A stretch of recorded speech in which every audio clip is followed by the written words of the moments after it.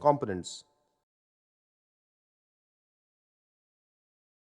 Inspect struts and shock absorbers for oil leakage. Inspect for bending or mechanical damage. Inspect spring seat and bump stopper for cracks or deformation. Inspection of strut function. Adjust the tire pressure of the vehicle.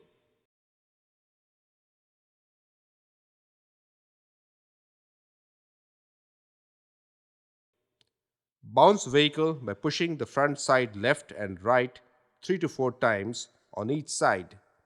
Apply the same amount of force on both the sides. The vehicle body should come to stop immediately or after a small bounce once you lift the hand. Compare the behavior of strut on both sides. If in doubt, compare with the other similar vehicle. Inspection of stabilizer bar. Inspect stabilizer bar for damage or deterioration. Inspect stabilizer bar bushing for wear or deformation. Inspection of suspension arm.